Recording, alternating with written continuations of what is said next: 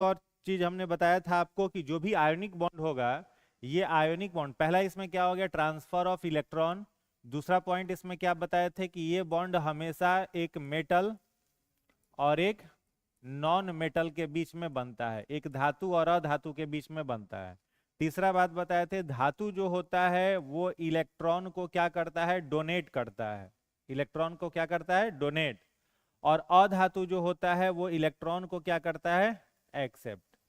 ठीक है, धातु इलेक्ट्रॉन दाता होते हैं, अधातु इलेक्ट्रॉन ग्राही होते हैं। क्यों इलेक्ट्रॉन दाता होते हैं और क्यों इलेक्ट्रॉन ग्राही होते हैं, इसका भी कॉन्सेप्ट हमने बता दिया था।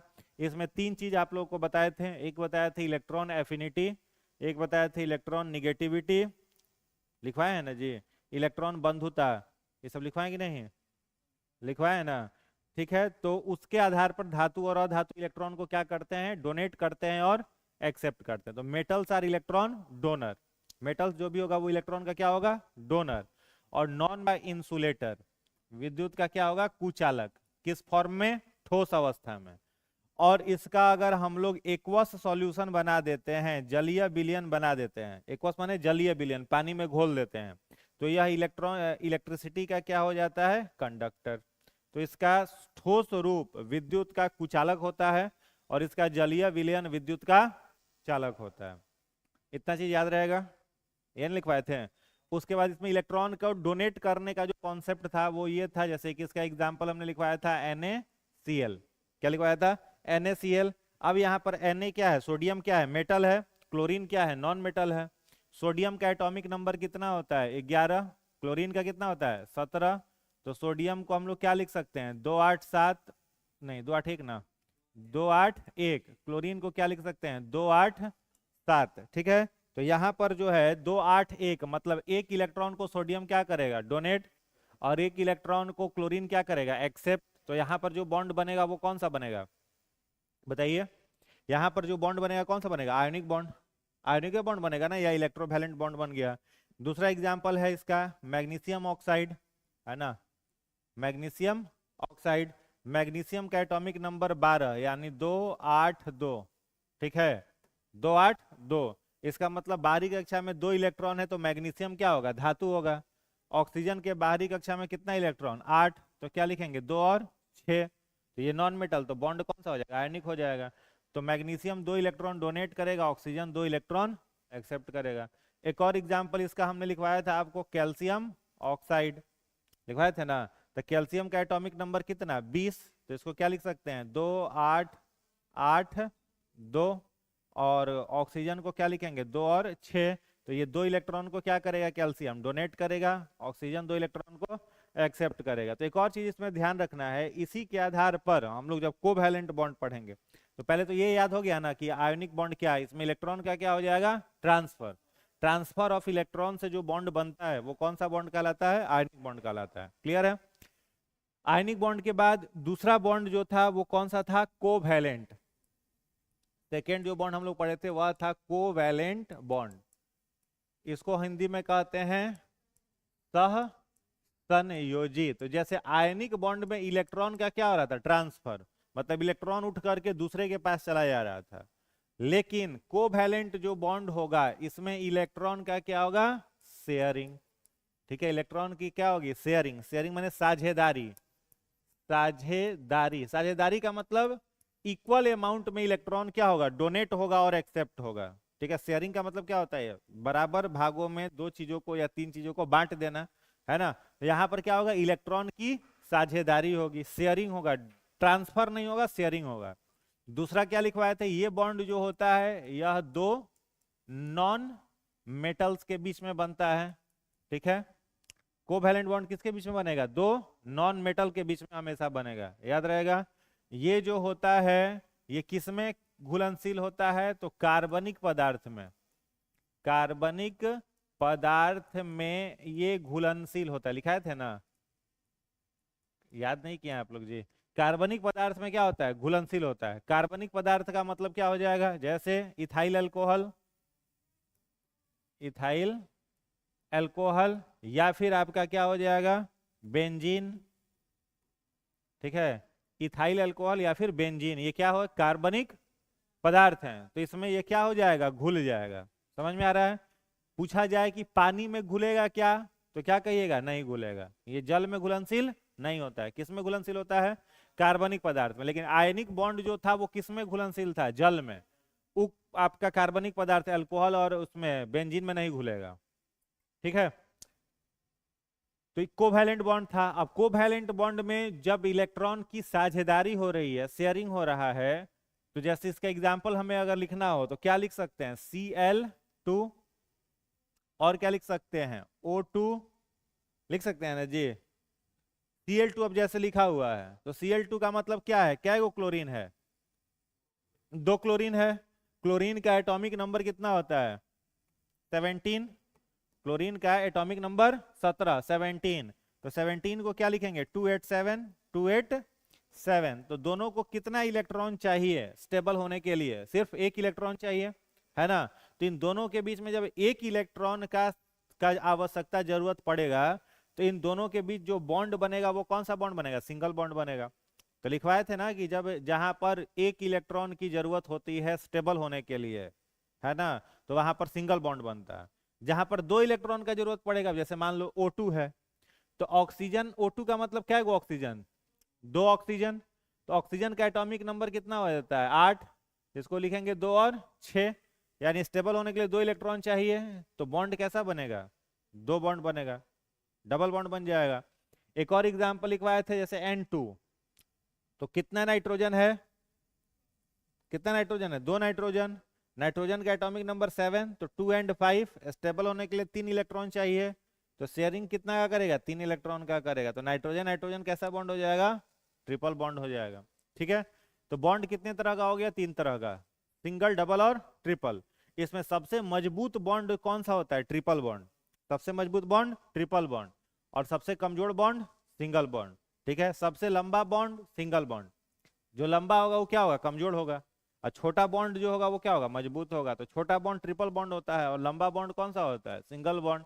इसलिए सिंगल बॉन्ड जो होता है वो कम मजबूत होता है। बात आई समझ में? अब इसके आधार पर हम लोग एक और चीज पढ़े थे, क्या? सिग्मा और पाई बॉन्ड। क्या पढ़े थे? सिग्मा बॉन्ड, और क्या पढ़े थे? Pi bond. ठीक है, सिग्मा बॉन्ड और पाई बॉन्ड। तो सिग्मा क्या होता है? तो याद रखना है, जो अपर लाइनिंग होता है, जैसे मान लो ये डबल बॉन्ड है ना, तो डबल बॉन्ड में जो ऊपर वाला लाइन होता है ना, ये हमेशा क्या होता है? सिग्मा। क्या होता है? सिग्मा। और नीचे वाला जो लाइन होता है यह क्या होता है? पाई। अपर लाइन सिग्मा, नीचे वाला लाइन पाई। ट्रिपल बॉन्ड में ऊपर वाला क्या हो जाएगा? सिग्मा। सिग्मा सिर्फ ऊपर वाला बॉन्ड होता है, नीचे वाला ये दोनों बॉन्ड क्या हो जाएगा? पाई। समझ में आ रहा है? ट्रिपल बॉन्ड में नीचे का यह दोनों बॉन्ड क्या कहलाएगा? Pi bond.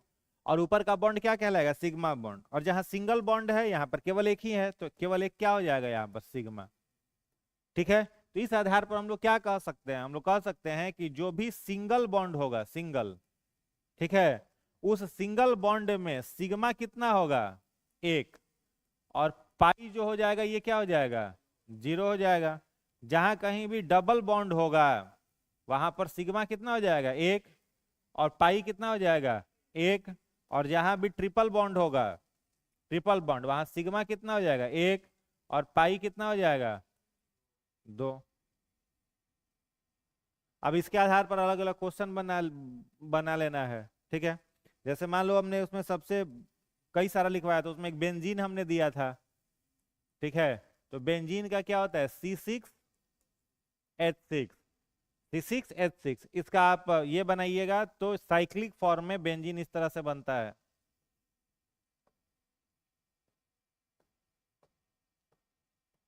क्या है ये? कार्बन।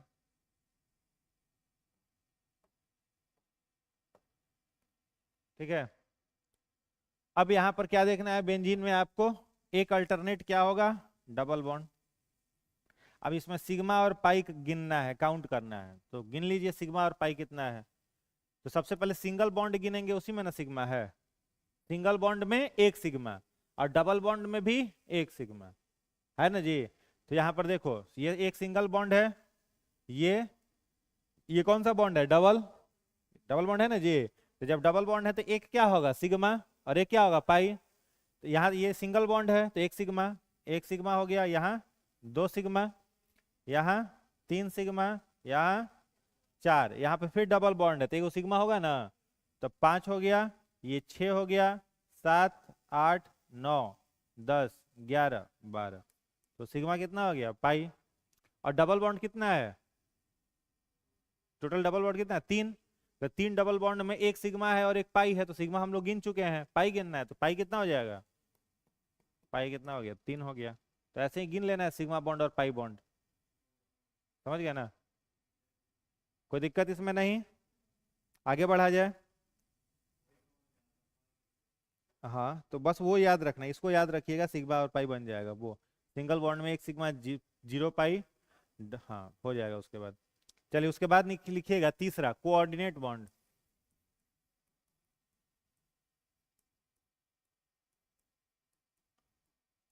कोऑर्डिनेट बॉन्ड, उपसह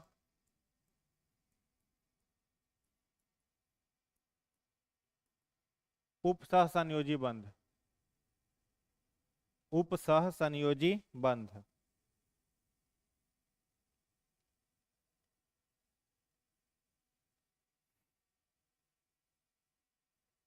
इसमें लिखिएगा यह सह संयोजक का ही एक, यह सह संयोजक का एक विशेष प्रकार है, यह सह संयोजक का एक विशेष प्रकार है, इसमें साझेदारी, इसमें साझेदारी दोनों ओर से न होकर, दोनों ओर से न होकर एक ओर से होती है, दोनों ओर से न होकर एक ओर से होती है। लिख लिए, अगला पॉइंट लिखिएगा, इसे तीर के निशान द्वारा, इसे तीर के निशान द्वारा दर्शाते हैं, इसे तीर के निशान द्वारा दर्शाते हैं, ठीक है। अब जैसे इसका एग्जांपल देखो, कोऑर्डिनेट बॉन्ड किसका टाइप है, कोवैलेंट बॉन्ड का ही टाइप है, ठीक है। कोऑर्डिनेट बॉन्ड में क्या हो रहा था, कोवैलेंट बॉन्ड में क्या हो रहा था, दोनों तरफ से इलेक्ट्रॉन का साझेदारी। जो ये कोवैलेंट बॉन्ड हम लोग पढ़े थे, इसमें हम लोग क्या पढ़े थे, इलेक्ट्रॉन का क्या होता है, म्यूचुअल शेयरिंग, इलेक्ट्रॉन का क्या होता है, म्यूचुअल शेयरिंग होता है, यानी बराबर की साझेदारी होती है, दोनों तरफ से इलेक्ट्रॉन का क्या हो रहा है, साझेदारी। जैसे Cl2 है तो दोनों तरफ से इलेक्ट्रॉन का साझेदारी हो रहा है ना, इधर से भी हो रहा है और इधर से भी हो रहा है। N2 है तो दोनों तरफ से इलेक्ट्रॉन की साझेदारी हो रही है। लेकिन जो कोऑर्डिनेट बॉन्ड है, इसमें इलेक्ट्रॉन की साझेदारी होगी, समझिएगा, इसमें भी क्या होगा, इलेक्ट्रॉन का शेयरिंग होगा, लेकिन एक तरफ से होगा, फ्रॉम सिंगल डायरेक्शन। समझ में आ रहा है, एक दिशा से इलेक्ट्रॉन का क्या होगा, साझेदारी होगा। और इस बॉन्ड को जिस डायरेक्शन से इलेक्ट्रॉन का आप शेयरिंग करा रहे हैं, साझेदारी करा रहे हैं, उस डायरेक्शन में आपको एक तीर का निशान क्या कर लेना है, बना देना है। तो ये जो बॉन्ड होगा वो कोऑर्डिनेट बॉन्ड कहलाएगा। अब जैसे एग्जांपल से समझिए, एक एग्जांपल हमने लिखा क्या, NH4, क्या लिखा, NH4। अब NH4 जो है, इसमें जिस पर एटम की संख्या कम होती है उसको हम लोग सेंट्रल एटम बना देते हैं। अब इसका अगर स्ट्रक्चर आपको बनाना होगा तो क्या करोगे, जिस पर इलेक्ट्रॉन कम है वो क्या बन जाएगा, सेंटर एटम। तो इलेक्ट्रॉन किस पर कम है, नाइट्रोजन पर ही ना कम है, हाइड्रोजन पर तो 4 है, इस पर कम है, तो नाइट्रोजन को हम लोग क्या लिख देंगे, सेंटर एटम लिख देंगे। यहाँ क्या लिख दिया, नाइट्रोजन। और इसके पास क्या हाइड्रोजन है, 4 हाइड्रोजन है। अब ध्यान से समझना, नाइट्रोजन का एटॉमिक नंबर कितना होता है, 7 होता है ना। तो इस 7 को आप क्या लिख सकते हो, 2 और 5। इसको स्टेबल होने के लिए कितना हाइड्रोजन चाहिए, 3 ही ना चाहिए, 8 पूरा करने के लिए 3 चाहिए। और इसके पास हाइड्रोजन क्या गो है, तो एक्स्ट्रा हाइड्रोजन है कि नहीं है इसके पास, एक हाइड्रोजन एक्स्ट्रा है ना जी। अगर हम इसके स्ट्रक्चर को ऐसे बना दिए तो ये स्टेबल हो गया कि नहीं हो गया, बोलो, ये स्टेबल है, हो गया कि नहीं हो गया। अरे भाई एन पर चार ही ना, तीन ही ना आपको चाहिए स्टेबल होने के लिए, यहाँ पर पांच ऑलरेडी है, तो पांच में अगर तीन जोड़ दोगे तो आठ नहीं हो गया, तो स्टेबल तो हो ही गया। तो ये स्टेबल हो गया, लेकिन इसके पास अभी भी एक हाइड्रोजन क्या है, बचा हुआ एक्स्ट्रा है। तो ये अपने एक हाइड्रोजन को क्या करेगा, किसी दूसरे एलिमेंट के साथ शेयर कर देगा, ठीक है। और जब जरूरत पड़ेगा, इसकी स्टेबिलिटी खुद अगर कमजोर होगी, तो वो हाइड्रोजन को क्या कर सकता है, वापस भी खींच सकता है। बात आ रहा है समझ में। तो ये कौन सा बॉन्ड हो गया, कौन सा बॉन्ड हो गया, सहसंयोजी बॉन्ड, उप सहसंयोजी बॉन्ड, को ऑर्डिनेट बॉन्ड। और यहां पर जिस हाइड्रोजन को आप डोनेट कर रहे हैं उसको किस लाइन से दिखा दिए, एरो से दिखा दिए, तीर के निशान से दिखा दिए। बात आया समझ में। तो इस बॉन्ड को याद करने का सबसे आसान तरीका याद कर लो, क्या करना है, एहसान करना। क्या करना है, एहसान करना। आयनिक बॉन्ड को क्या याद कराए थे, विवाह करना, कहे थे ना। आयनिक बॉन्ड क्या है, विवाह करना, माने एक मेटल और एक नॉन मेटल। उसके बाद दूसरा जो था कोवैलेंट बॉन्ड को क्या याद करवाए थे, सहेली, यानी दोनों का दोनों बॉन्ड क्या होगा, नॉन मेटल। ये कौन सा बॉन्ड हो गया, एहसान करना। एहसान करना मतलब अगर हमारे पास ज्यादा, हमको अगर 3 रोटी का भूख है, मेरे पास 4 रोटी है, हम 3 खा करके वो रोटी शेयर कर देंगे, समझ में आ रहा है। तो ये खुद अगर स्टेबल हो गया तो एक इलेक्ट्रॉन को क्या कर दे रहा है, ये शेयर कर दे रहा है, तो बॉन्ड हो गया कौन सा, कोऑर्डिनेट बॉन्ड। एक और एग्जांपल से समझिए, मान लो है आपके पास SO3, सेकेंड एग्जांपल है इसका, क्या है, SO3, पहले समझ लीजिए फिर लिखिएगा। अब यहाँ पर सल्फर जो है ये क्या बनेगा, सेंट्रल एटम है ना। सल्फर का एटॉमिक नंबर कितना होता है, 16, तो ये सल्फर का हो जाएगा कितना ना, 16। तो 16 को क्या लिखिएगा, 2 8 6। इसको स्टेबल होने के लिए कितना चाहिए, 2 ऑक्सीजन चाहिए। इसके पास कितना ऑक्सीजन है, 3 ऑक्सीजन है, 3 ऑक्सीजन है ना। ऑक्सीजन कौन सा बॉन्ड बनाता है, सिंगल की डबल, डबल बॉन्ड बनाता है। ऑक्सीजन नहीं, यहां देंगे ऑक्सीजन। ये स्टेबल हो गया कि नहीं हो गया, अभी भी क्या ऑक्सीजन इसके पास है, एक ऑक्सीजन। एक ऑक्सीजन को यह क्या कर देगा, शेयर कर देगा, तो उसको एरो दे करके दिखा देंगे, ठीक है। तो लिख लीजिए, इसको हम लोग कहते हैं कोऑर्डिनेट बॉन्ड।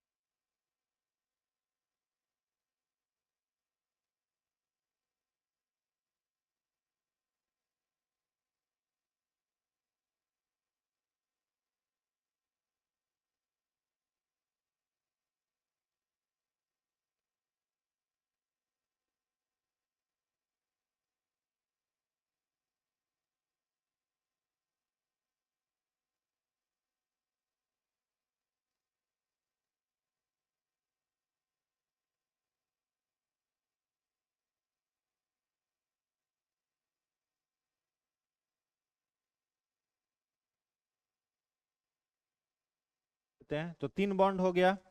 पहला बॉन्ड था, पहला बॉन्ड बोलिए आयोनिक, दूसरा बॉन्ड कोऑर्डिनेट, तीसरा दूसरा कोवैलेंट, तीसरा कोऑर्डिनेट, चौथा हाइड्रोजन बॉन्ड। ठीक है, हाइड्रोजन कोई बॉन्ड होता नहीं है। बॉन्ड कितना तरह का होता है? 3 तरह का। ठीक है, लेकिन एक एक्स्ट्रा बॉन्ड हम लोग डिस्कस कर लेते हैं जिससे कोई क्वेश्चन आए तो दिक्कत ना हो। ठीक है, तो देखो हाइड्रोजन बॉन्ड क्या होता है। तो हाइड्रोजन बॉन्ड सारे तत्वों के साथ नहीं बनता है, 3 ही तत्व हैं जिसके साथ हाइड्रोजन बॉन्ड बनता है। ठीक है, कितने तत्वों के साथ? 3 तत्वों के साथ। क्या है ये? तो हाइड्रोजन बॉन्ड याद रखोगे हमेशा किसके साथ बनेगा? Most electro negative element. हमेशा जो हाइड्रोजन बॉन्ड बनेगा वो उच्च विद्युत ऋणात्मक तत्वों के साथ बनेगा। वैसे तत्व जो उच्च विद्युत ऋणात्मक है, हाईली इलेक्ट्रोनिगेटिव है। हाईली इलेक्ट्रोनिगेटिव का मतलब क्या होता है बताइए? आप लोग लग रहा है कि वो पढ़े नहीं थे, इलेक्ट्रॉन एफिनिटी, इलेक्ट्रॉन नेगेटिविटी सब पढ़े नहीं थे बढ़िया से। नहीं पढ़े हैं ना? उसको जब तक नहीं पढ़ेगा समझ में आएगा नहीं, हम बता भी देंगे तो दिक्कत आएगा। देखो मोस्ट इलेक्ट्रोनिगेटिव एलिमेंट कौन कौन सा है बताइए? Fluorine, oxygen, nitrogen. ठीक है, तो जब कभी भी फ्लोरीन, ऑक्सीजन और नाइट्रोजन के साथ कौन जुड़ जाए? हाइड्रोजन, तो वो बॉन्ड कौन सा बॉन्ड कहलाता है? हाइड्रोजन बॉन्ड कहलाता है। ठीक है, उच्च विद्युत ऋणात्मक तत्वों के साथ जब हाइड्रोजन संयोजन करता है, जुड़ता है, तो उससे जो यौगिक का निर्माण होता है वो यौगिक क्या कहलाता है? हाइड्रोजन बॉन्ड कहलाता है। अब जैसे यहां पर हमने लिखा, अब हाइड्रोजन बॉन्ड को किससे दर्शाया जाता है? तो जैसे कोऑर्डिनेट बॉन्ड को एरो के लाइन से दर्शाया जा रहा था ना, हाइड्रोजन बॉन्ड को हम लोग दर्शाते हैं डॉटेड लाइन से। ठीक है, इस तरीके से इसको दर्शाने के लिए डॉट डॉट डॉट का प्रयोग किया जाता है। तो यहां पर देखो, जैसे पहला क्या है? HF, तो पूछा जाए कि HF क्या है, तो कहोगे HF में कौन सा बॉन्ड है? तो हाइड्रोजन बॉन्ड। HF को कहा जाता है हाइड्रोजन फ्लोराइड। क्या बोला जाता है? Hydrogen fluoride. तो पूछा है हाइड्रोजन फ्लोराइड में हाइड्रोजन बॉन्ड। दूसरा इसका एग्जाम्पल हो जाएगा क्या? H2O। पानी में कौन सा बॉन्ड है? तो क्या कहेंगे? पानी में हाइड्रोजन बॉन्ड है। ठीक है, उसके बाद आपका तीसरा NH3, इसमें कौन सा बॉन्ड है? हाइड्रोजन बॉन्ड है। लिखिएगा इसमें, जब लिखिएगा जब हाइड्रोजन उच्च विद्युत ऋणात्मक तत्वों के साथ, जब हाइड्रोजन उच्च विद्युत ऋणात्मक तत्वों के साथ, उच्च विद्युत ऋणात्मक तत्वों के साथ जुड़ता है, उच्च विद्युत ऋणात्मक तत्वों के साथ जुड़ता है, तो हाइड्रोजन बॉन्ड बनता है। तो हाइड्रोजन बॉन्ड बनता है। तो हाइड्रोजन बॉन्ड बनता है। अगला पॉइंट लिखिएगा, fluorine, FLO RINE, fluorine, oxygen,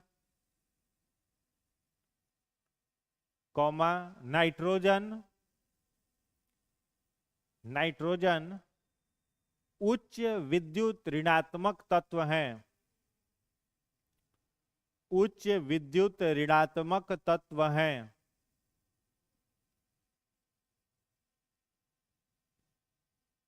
उच्च विद्युत ऋणात्मक तत्व हैं।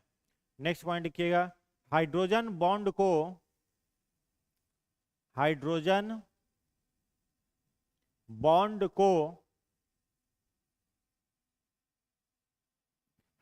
बॉन्ड को डॉटेड, ऐसे dot dot dot dotted line द्वारा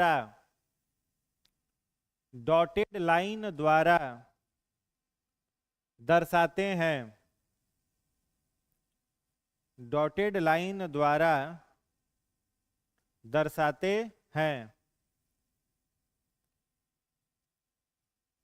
हाइड्रोजन बॉन्ड को डॉटेड लाइन द्वारा दर्शाते हैं। एग्जाम्पल लिख लीजिए। पहला HF, दूसरा H2O, तीसरा NH3 इत्यादि इत्यादि। समझ गए? नोट में एक पॉइंट लिखिएगा। नोट में लिखिएगा hydrogen fluoride, hydrogen fluoride bracket में HF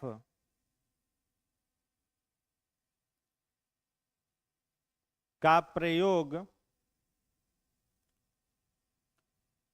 कांच पर लिखने के लिए, कांच पर लिखने के लिए किया जाता है। कांच पर लिखने के लिए किया जाता है क्योंकि HF में कांच घुल जाता है। HF में कांच घुल जाता है। ठीक है, तो कांच पर लिखने के लिए, ग्लास पर लिखने के लिए किसका उपयोग करा जाएगा? हाइड्रोजन फ्लोराइड का। ठीक है, हाइड्रोजन फ्लोराइड के भीतर कांच क्या होने लगता है? घुलने लगता है। जैसे ही हाइड्रोजन फ्लोराइड से लिखेंगे तो कांच इसको क्या करता है? अवशोषित, एब्जॉर्ब कर लेता है। तो HF से लिखा हुआ जो भी चीज है वो कांच पर लंबे समय तक टिका रहेगा, मिटेगा नहीं। क्लियर है? तो बस इतना ही याद कर लेना है 4 बॉन्ड में। याद हो जाएगा? बोलिए, हो जाएगा ना? ठीक है, तो आगे बढ़ा जाए। इसके बाद का एक टॉपिक है, लिखिएगा एसिड बेस एंड सॉल्ट।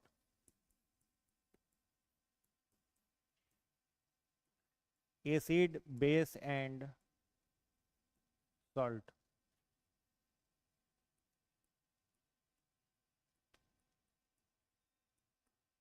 अम्ल, क्षार और लवण। Acid base and salt.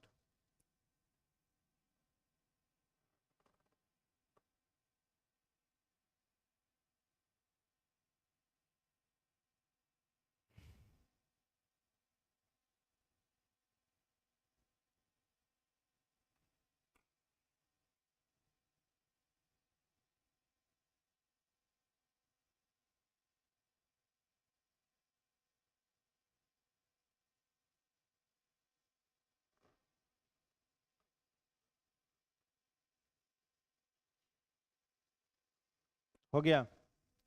Acid base and salt का मतलब क्या है? अम्ल, क्षार, लवण। अम्ल किसको कहा जाता है बताइए? क्या होता है अम्ल? इंग्लिश नहीं पूछ रहे हैं। हम्म, अच्छा, और? हाँ, और नमक का?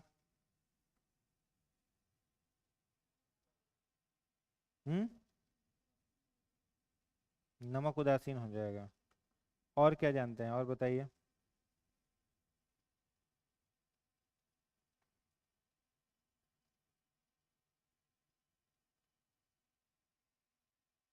हम्म, एसिड के बारे में और क्या जानते हैं?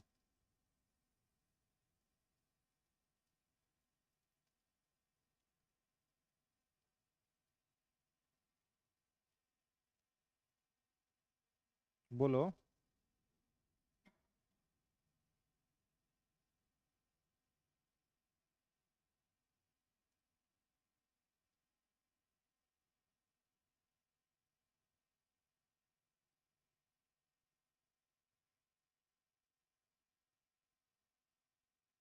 एसिड के बारे में और क्या क्या जानते हैं? लिटमस पेपर पर क्या इफेक्ट डालता है, ये सब बताइए।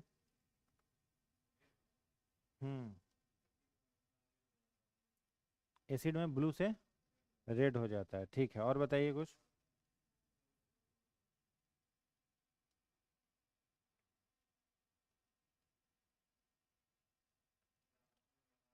हम्म,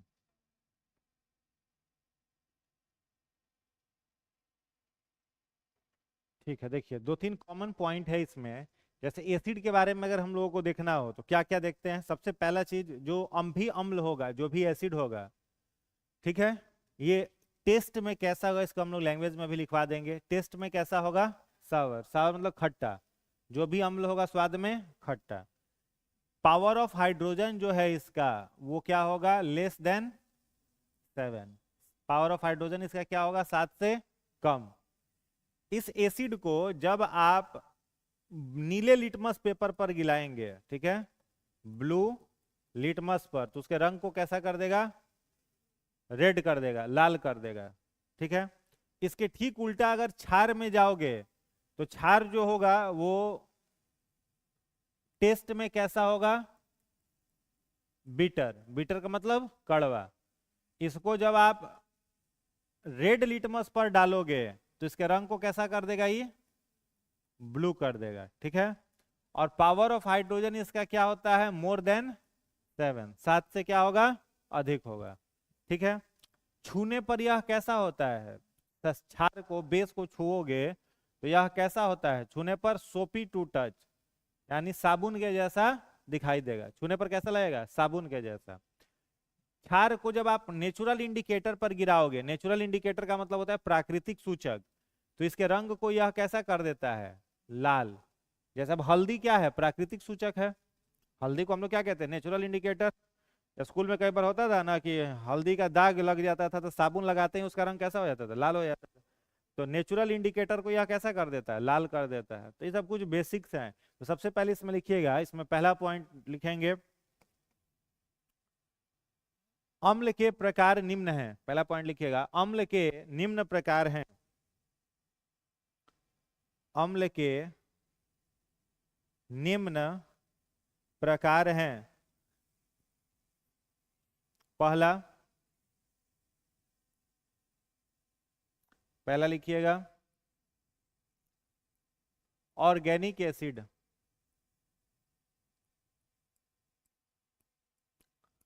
अम्ल के निम्न प्रकार हैं। पहला, ऑर्गेनिक एसिड, कार्बनिक अम्ल।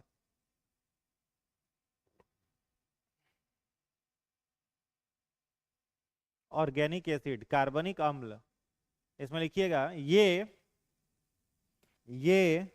कार्बनिक पदार्थ, ये कार्बनिक पदार्थ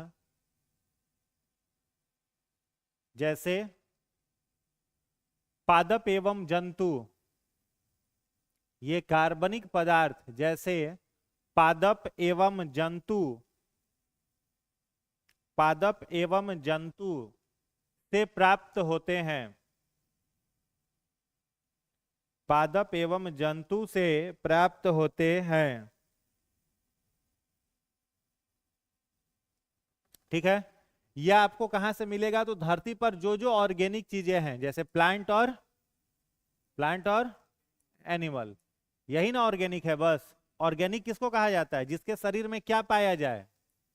ऑर्गेनिक किसको कहा जाएगा? जिसके शरीर में क्या पाया जाए? कार्बन, उसी को ना कहेंगे। अब हम लोगों का पूरा शरीर दो ही चीज से बना है, कार्बन और हाइड्रोजन। ठीक है, तो हम लोग हाइड्रोकार्बन से बने हुए हैं। जो भी ऑर्गेनिज्म ऑर्गेनिक होगा वो बायोडिग्रेडेबल होगा, मतलब मिट्टी में डाल देंगे तो सड़ गल जाएगा। तो जो भी एसिड आपको फल से मिले, फ्रूट से मिले, फूल से मिले, किसी पौधा से मिले, हम लोगों के शरीर में मिले, वो सारा का सारा एसिड क्या कहलाएगा? ऑर्गेनिक एसिड कहलाएगा। तो इसका एग्जाम्पल लिखिएगा, citric acid, hydrochloric acid,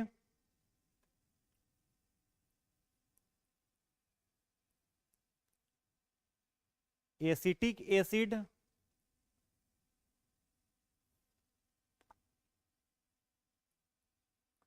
oleic acid,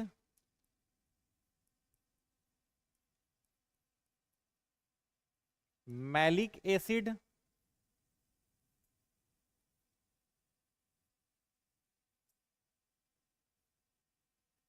इत्यादि।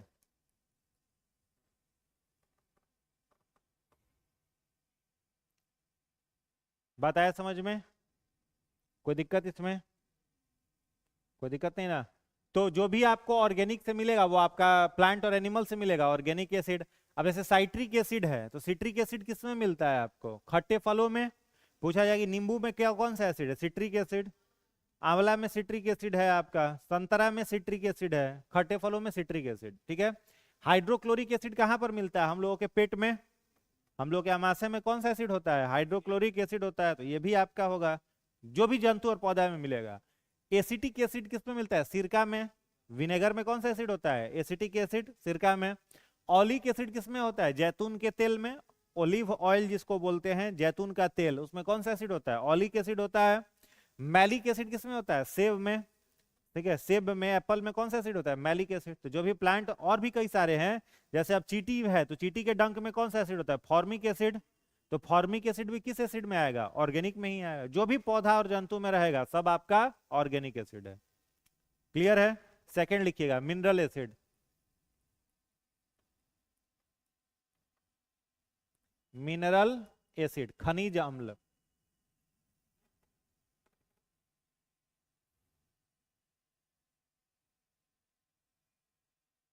लिखिएगा, ये अकार्बनिक पदार्थों से प्राप्त होते हैं। ये अकार्बनिक पदार्थों से, अकार्बनिक पदार्थों से प्राप्त होते हैं। जैसे खनिज, जैसे खनिज।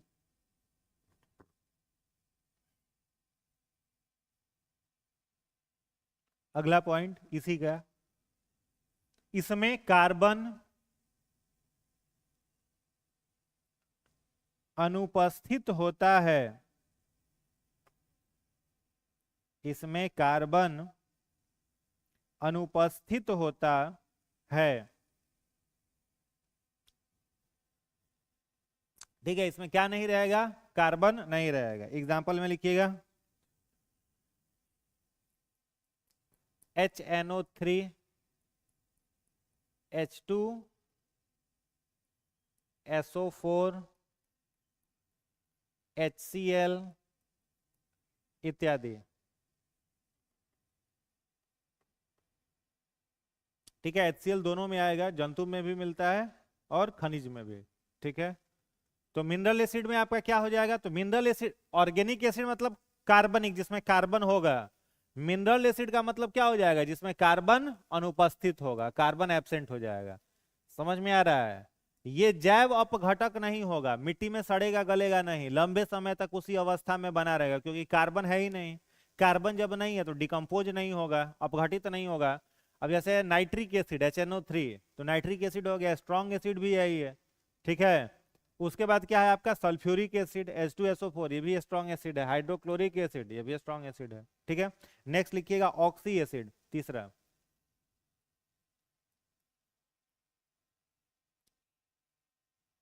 ऑक्सी एसिड,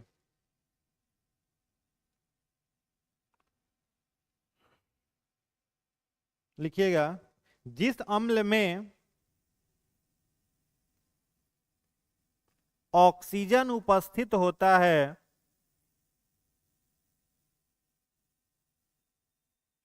ऑक्सीजन उपस्थित होता है, उसे ऑक्सी अम्ल कहते हैं।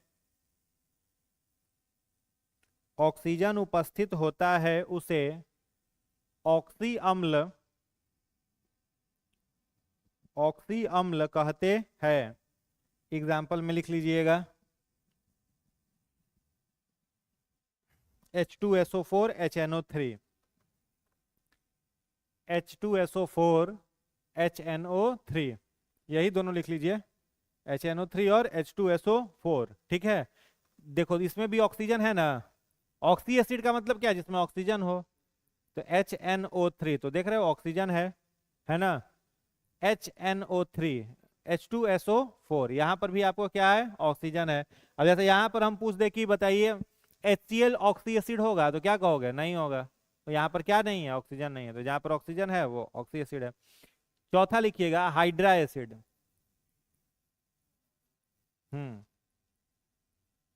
फोर्थ लिखिएगा हाइड्रा एसिड।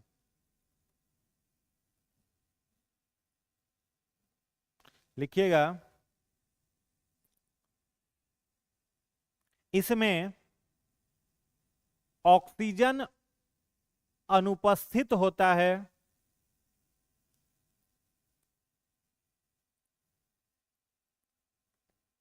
ऑक्सीजन अनुपस्थित होता है तथा hydrogen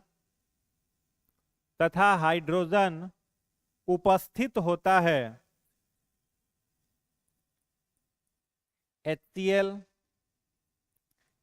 hydrogen bromide HBr, hydrogen iodide HI इत्यादि।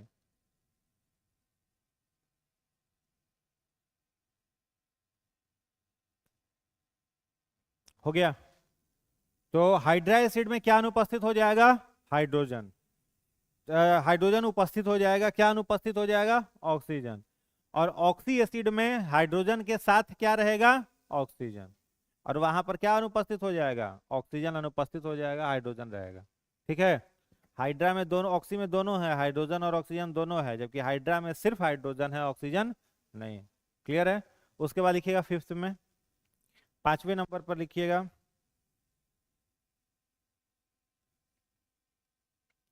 Strong acid.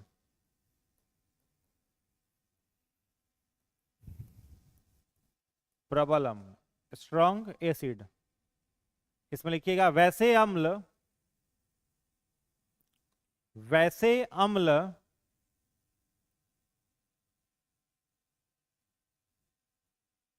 जो जल में पूर्णतः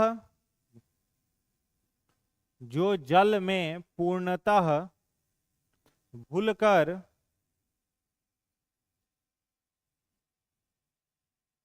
H+ आयन, जल में पूर्णतः घुलकर H+ आयन डोनेट कर देते हैं। डोनेट मतलब प्रदान करना, डोनेट कर देते हैं, उन्हें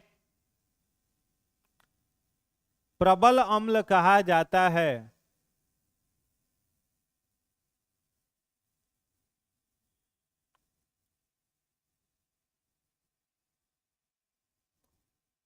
एग्जाम्पल HNO3, HCl, H2SO4। अब देखो एसिड की एक विशेषता होती है, यहां पर नहीं लिखा हुआ है। एसिड को जब आप पानी में डालोगे ना, कोई भी अम्ल है, अब जैसे मान लो क्या है HCl, इसको आप क्या करोगे, पानी में डालोगे।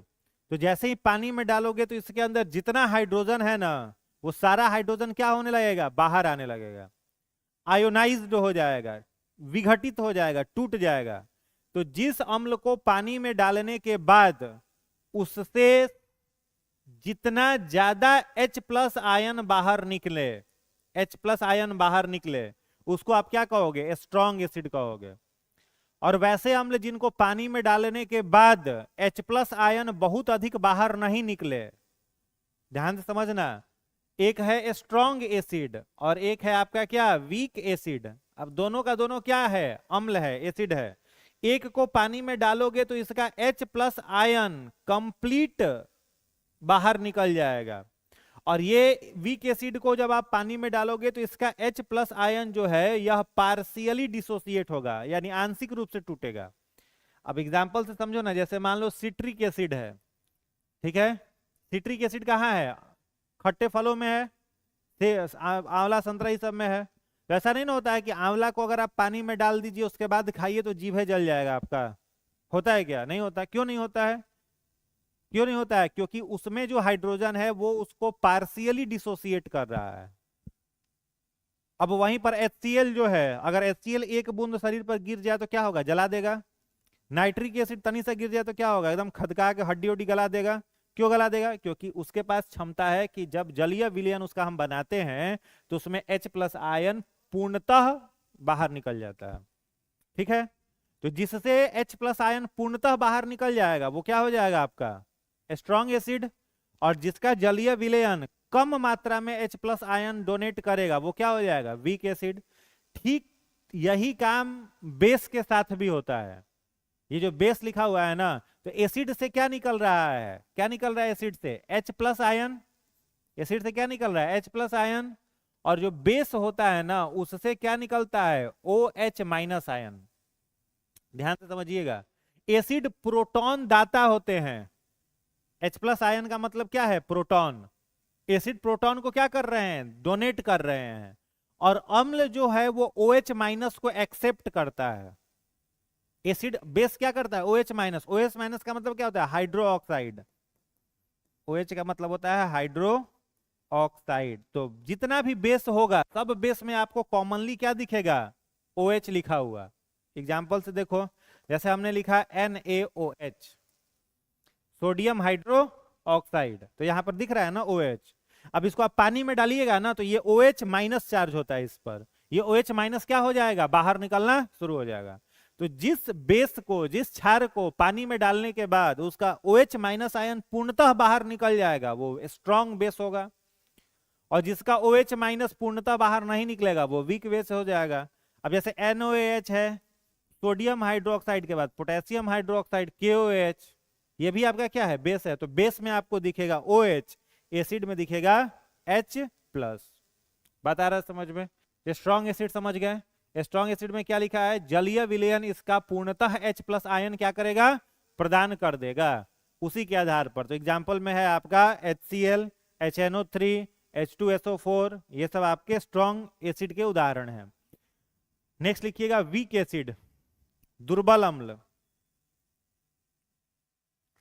वीक एसिड, दुर्बल अम्ल,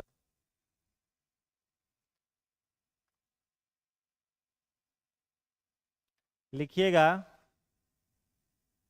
वैसे अम्ल जो जल में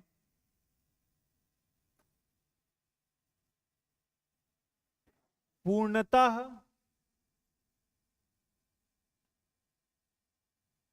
नहीं टूटते हैं, वैसे अम्ल जो जल में पूर्णतः नहीं टूटते हैं।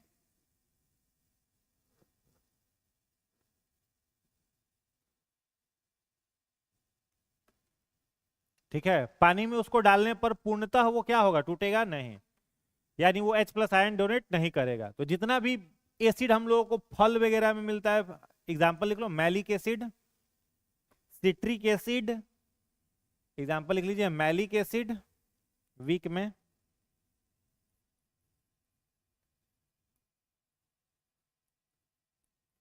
उसके बाद लिख लीजिएगा सिट्रिक एसिड, सिरका वाला लिख लीजिए एसिटिक एसिड, ये सब हो जाएगा आपका। लैक्टिक एसिड भी हो जाएगा।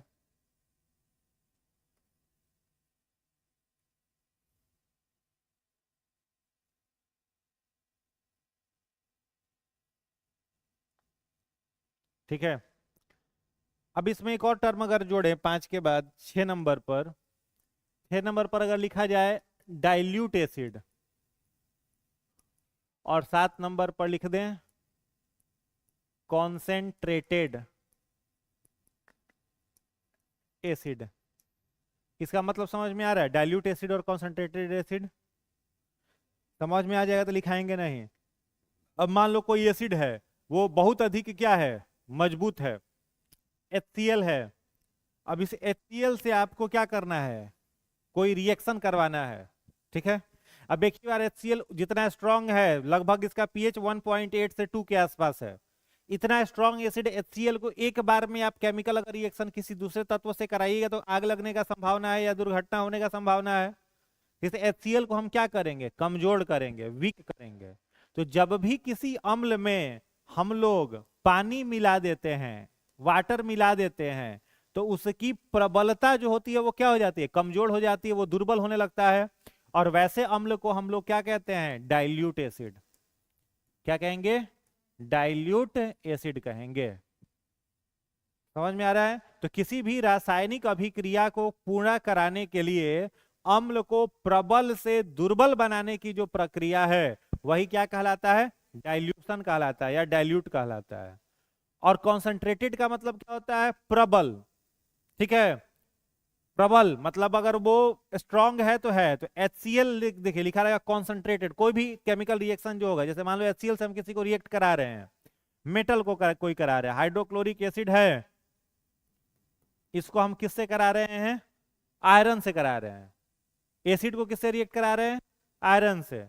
तो हाइड्रोजन जो होगा वो क्या हो जाएगा? बाहर निकल जाएगा।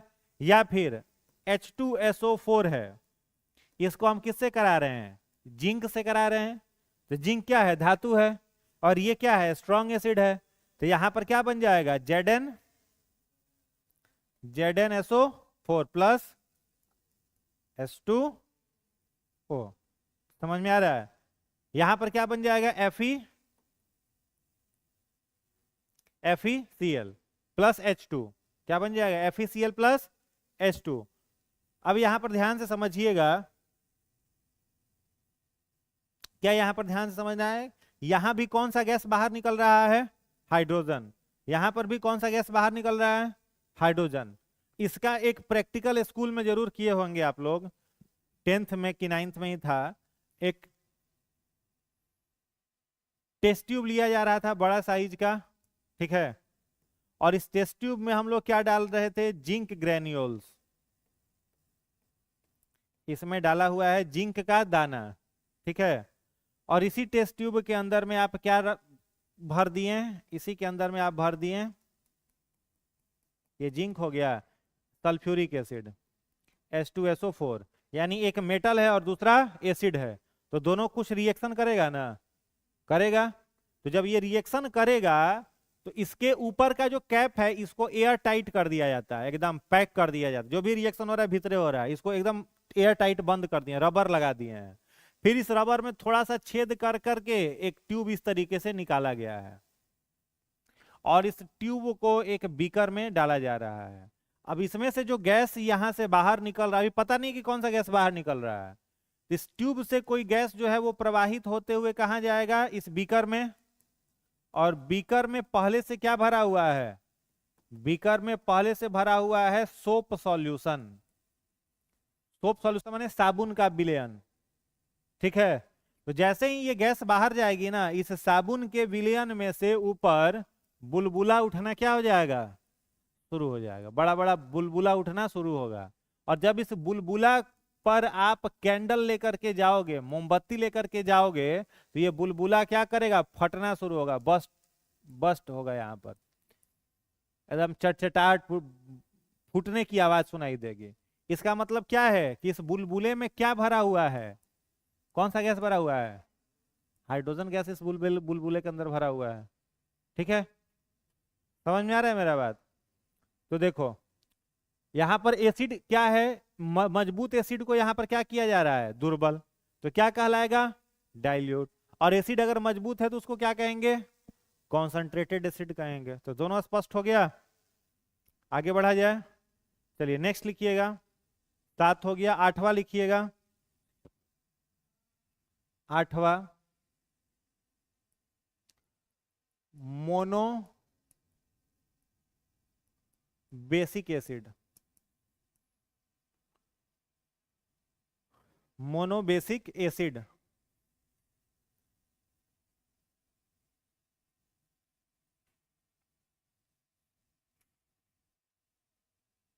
लिखिएगा। वैसा अम्ल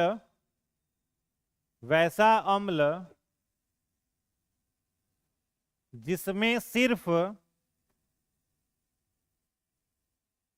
एक हाइड्रोजन आयन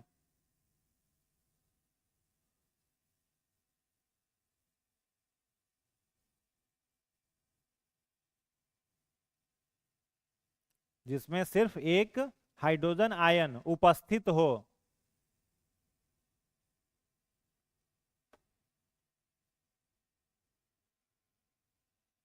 ठीक है।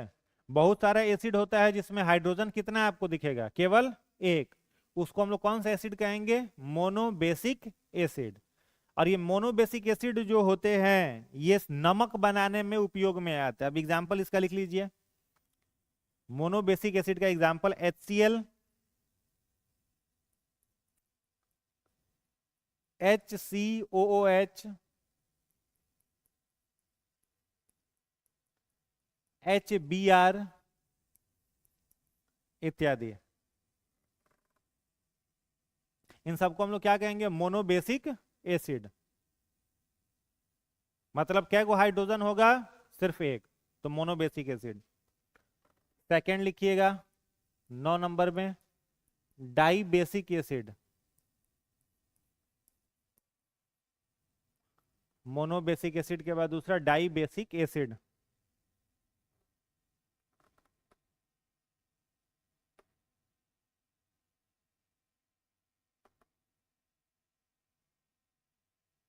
इसमें लिखिएगा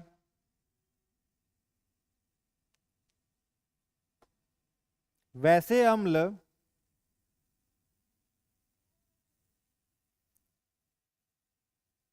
जो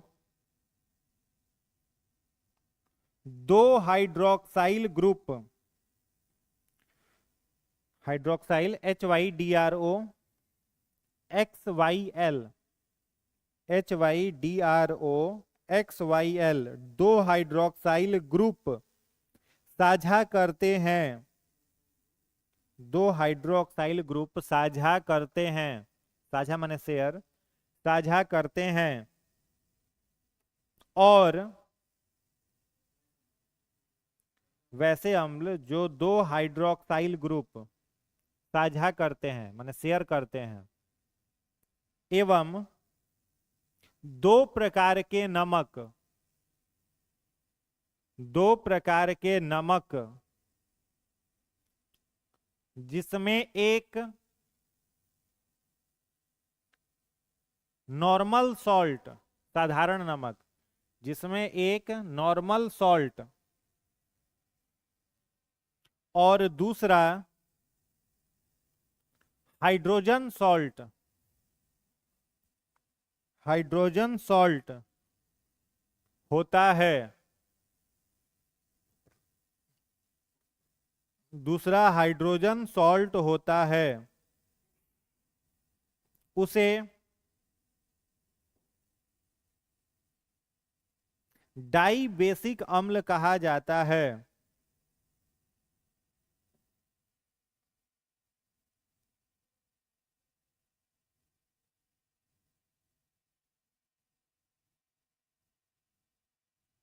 हो गया? एक इक्वेशन इसका लिख लीजिएगा 2NaOH प्लस H2SO4, इसका बनेगा Na2SO4 प्लस, बैलेंस करिएगा तो 2H2O।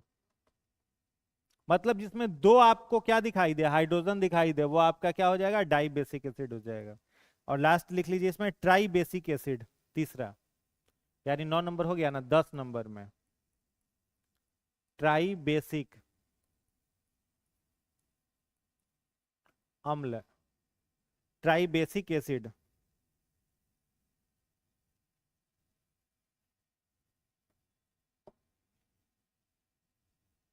लिखिएगा ये अम्ल तीन हाइड्रोक्साइल ग्रुप से, तीन हाइड्रोक्साइल ग्रुप से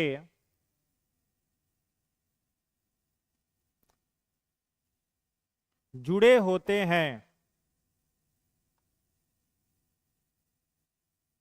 एवं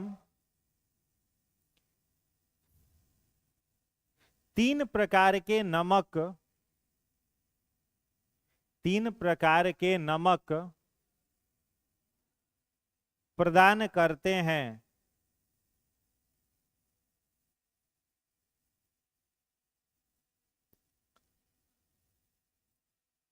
तीन प्रकार के नमक प्रदान करते हैं। एग्जाम्पल में लिख लीजिएगा H3PO4, H3PO4,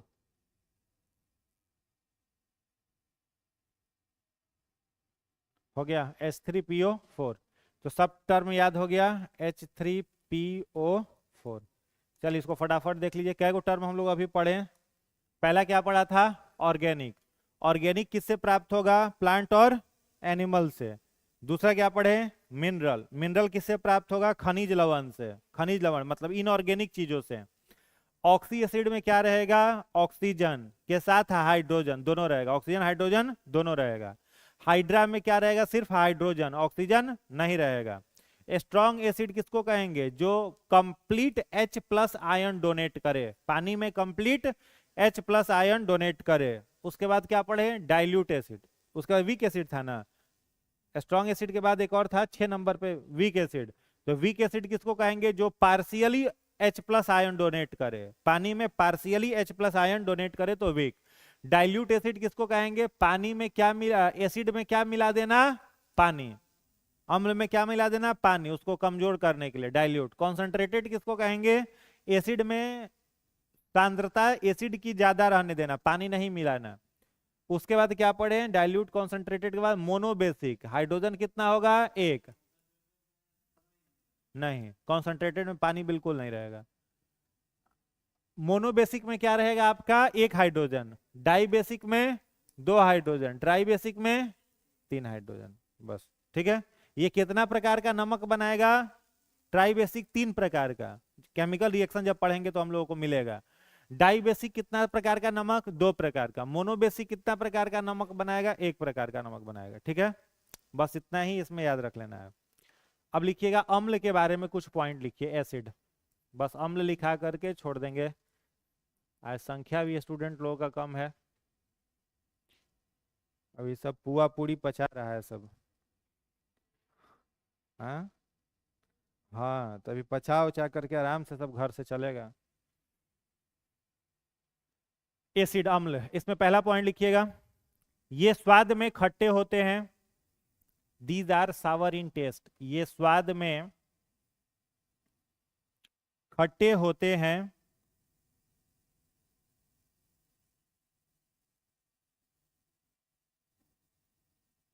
दूसरा लिखिएगा पॉइंट, इनका पीएच 7 से कम होता है। इनका पीएच 7 से कम होता है।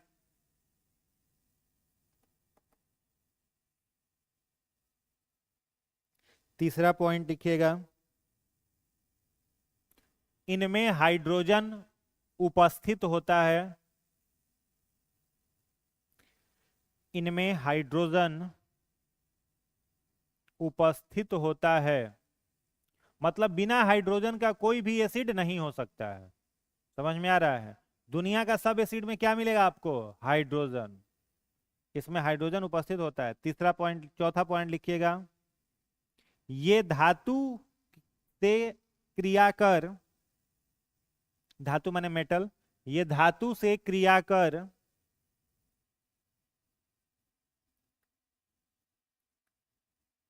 हाइड्रोजन गैस निकालते हैं।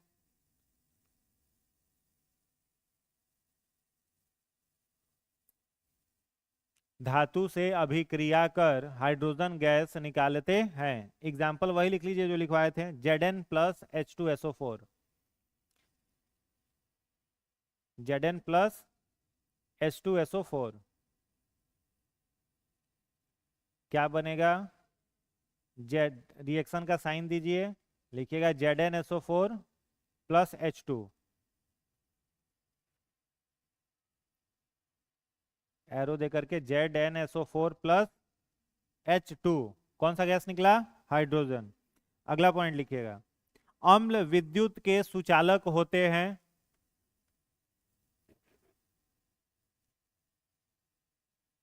अम्ल विद्युत के सुचालक होते हैं, इलेक्ट्रिसिटी को कंडक्ट करेगा, ठीक है। अगला पॉइंट लिखिएगा, ये ये methyl orange, methyl orange, METHYL, METHYL, methyl orange, ORANGE, orange को लाल कर देते हैं एवं लिटमस पत्र को भी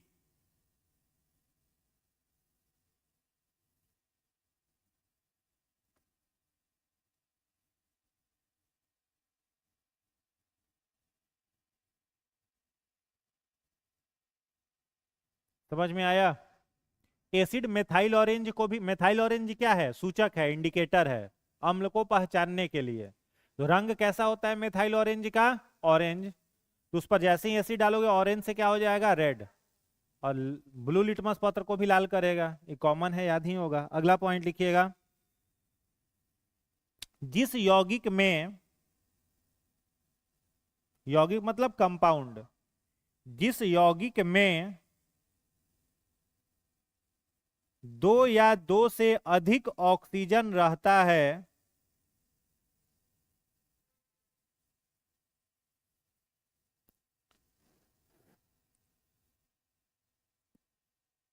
दो या दो से अधिक ऑक्सीजन रहता है, वह अम्लीय हो जाता है। इससे कई बारी लाइन से क्वेश्चन पूछा एग्जाम में, वह अम्लीय हो जाता है। एग्जाम्पल में लिखो, एग्जाम्पल लिखना, CO2, SO2, NO3। इसमें क्या देखे आप, कई बार क्वेश्चन पूछा है कि कार्बन डाइऑक्साइड कैसा होता है, अम्लीय की क्षारीय। तो क्या बोलोगे, कार्बन डाइऑक्साइड क्या होगा, अम्लीय। कई बार 2-4 हजार बार क्वेश्चन पूछा है, प्रीवियस ईयर देखिएगा, ठीक है। जिस भी कंपाउंड में ऑक्सीजन पर एटम की संख्या दो या दो से अधिक हो जाएगी वो क्या हो जाए, अब जो वही कार्बन मोनोऑक्साइड दे देगा, CO दे दिया, मान लो आपको क्या, CO, अब पूछेगा कि अम्लीय है क्या, तो क्या कहोगे, नहीं है। ऑक्सीजन कितना होना चाहिए, दो या दो से अधिक, तब वो क्या हो जाएगा, अम्लीय हो जाएगा। चलिए अगला पॉइंट लिखिएगा, जिस यौगिक में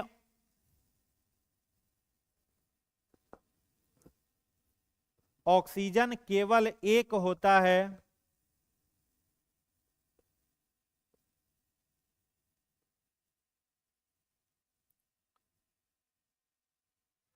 जिस यौगिक में ऑक्सीजन केवल एक होता है, वह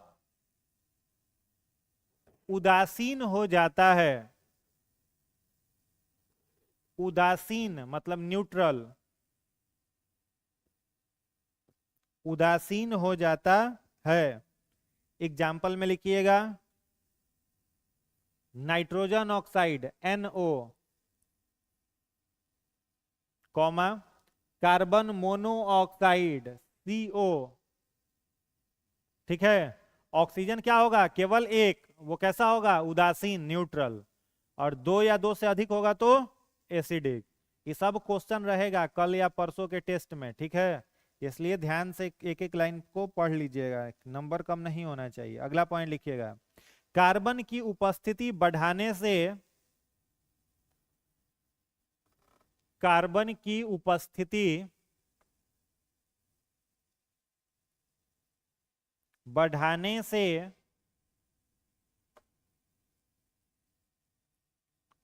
अम्ल कमजोर होने लगता है। कार्बन की उपस्थिति बढ़ाने से अम्ल कमजोर होने लगता है, यानी जिस अम्ल में जितना ज्यादा कार्बन प्रेजेंट होगा वो अम्ल क्या होगा, वीक। क्लियर है। अगला पॉइंट लिखिएगा, आर्हेनियस के अनुसार, इस सबसे क्वेश्चन एग्जाम में बनता है और आएगा ही। अगला पॉइंट लिखिएगा, आर्हेनियस, लिखने आ जाएगा ना, आर्हेनियस के अनुसार अम्ल वे पदार्थ हैं जो H प्लस आयन देते हैं।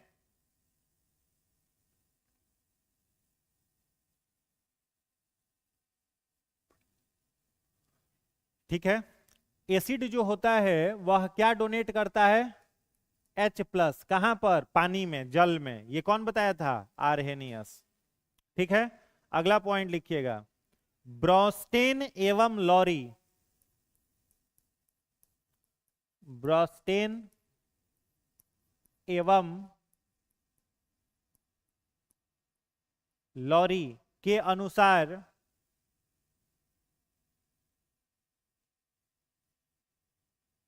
अम्ल वे पदार्थ हैं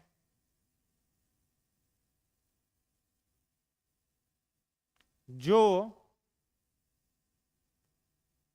प्रोटॉन देते हैं। एक बतिया को घुमा फिरा के बोल दिया सब दोनों। आर्हेनियस क्या बोला है? H plus ion. H plus का ही मतलब क्या होता है? प्रोटॉन। लेकिन देखो क्वेश्चन पूछे कि एसिड प्रोटॉन डोनेट करते हैं, ये कौन बताया था? तो ब्रोस्टन और लॉरी। और अगर पूछे कि acid H plus ion donate करता है, ये कौन बताया? तो आर्हेनियस। दोनों में आंसर चेंज हो जाएगा। ठीक है, बात एक ही है। और एक तीसरा वैज्ञानिक इसी में आया, लुइस। तो नेक्स्ट पॉइंट लिखिएगा, लुइस के अनुसार, लुइस के अनुसार अम्ल वे पदार्थ हैं, लुइस के अनुसार अम्ल वे पदार्थ हैं जो इलेक्ट्रॉन ग्रहण करते हैं,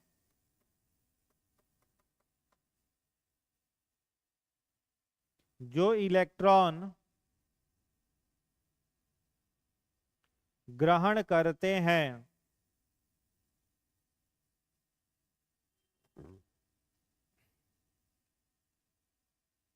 ठीक है, तो इसी बात को लुइस का क्या कहा? ये दोनों लोग क्या बोले? H प्लस आयन देगा, और लुइस क्या जोड़ दिया? इलेक्ट्रॉन को क्या करेगा? ग्रहण करेगा। जब प्रोटॉन दे रहा है तो इलेक्ट्रॉन है ना ग्रहण करेगा जी। ये कौन बताया? लुइस बताया। समझ में आ गया बात? चलिए अगला पॉइंट लिखिए। अच्छा, मान लो अगर पूछा जाए कि जितने सारे कार्बनिक अम्ल है वो मजबूत होंगे कि दुर्बल होंगे, तो क्या बोलोगे? कार्बनिक अम्ल। कार्बनिक अम्ल मजबूत कैसे होगा? मजबूत होगा तो सिरका का अम्ल खाएंगे तो जल जाएगा ना जी, वो सब दुर्बल होगा। हाँ, अकार्बनिक अम्ल क्या होगा? मजबूत होगा। ठीक है, छोटा सा हेडिंग एक बनाइएगा, प्राकृतिक अम्ल और उनके स्रोत। प्राकृतिक अम्ल और उनके स्रोत।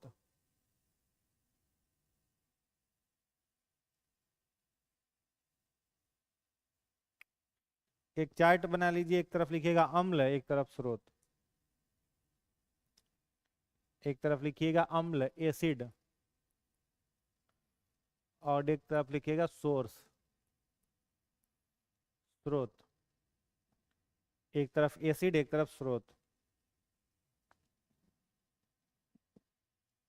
हो गया?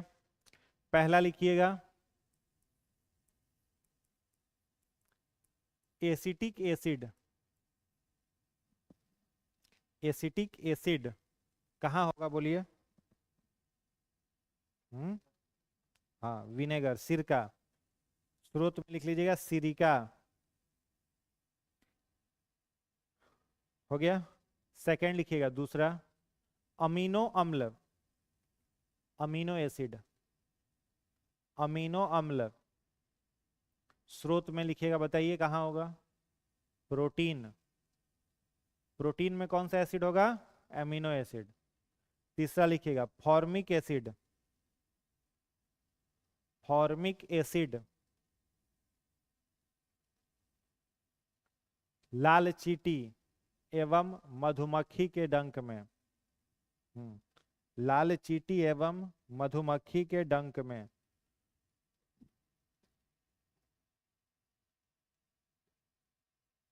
नेक्स्ट लिखिएगा ऑक्जेलिक एसिड, ऑक्जेलिक एसिड। कहाँ होगा बताइए? टमाटर। हाँ, टमाटर में।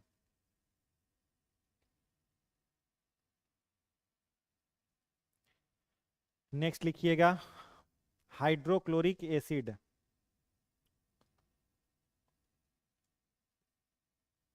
हाइड्रोक्लोरिक एसिड मानव उदर में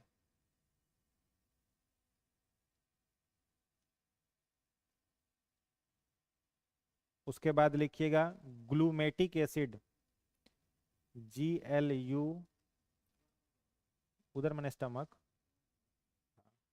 ग्लूमेटिक acid, GLUMATIC, glutamic acid dash दे करके लिखेंगे गेहूं में। ग्लूमेटिक एसिड कहाँ? गेहूं में। कई बार एग्जाम में क्वेश्चन आया है कि ग्लूमेटिन कहाँ पाया जाता था? गेहूं में। अगला पॉइंट लिखिएगा टार्टरिक अम्ल, टार्टरिक एसिड। टार्टरिक एसिड कहाँ होगा बताइए? हाँ, इमली और अंगूर में। इमली और अंगूर में। नेक्स्ट लिखेंगे मैलिक अम्ल, मैलिक एसिड। मैलिक एसिड, हाँ, कच्चे फल और सेब में। कच्चे फल एवं सेब में। नेक्स्ट लिखिएगा लैक्टिक अम्ल, lactic acid. Lactic acid, lactic अम्ल दूध में। दूध में। आगे लिखिएगा बेंजोइक अम्ल, बेंजोइक अम्ल। बेंजोइक अम्ल हरी घास एवं पत्तों में। 12 को टोटल लिखना है, हरी घास एवं पत्तों में। हरी घास एवं पत्तों में।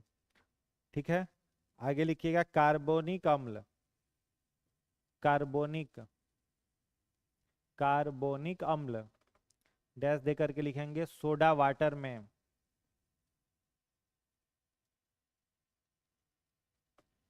नेक्स्ट लिखिएगा साइट्रिक अम्ल, साइट्रिक अम्ल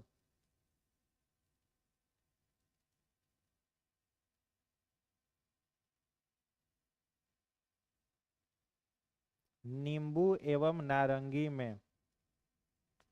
साइट्रिक अम्ल नींबू एवं नारंगी में। हो गया, बस इतना याद कर लीजिएगा। कुछ एसिड से जो सॉल्ट वगैरह फॉर्म होता है वो अगले क्लास में लिखा देंगे, अभी इतना ही रहने देते हैं। ठीक है, इसको याद करके अगले दिन सुना दीजिएगा।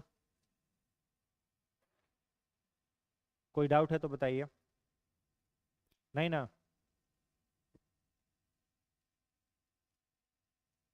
तो आज इतना ही, अगले क्लास में फिर स्टूडेंट लोग रहेगा, बढ़ जाएगा तो पूरा होगा। कोई डाउट नहीं? ठीक है।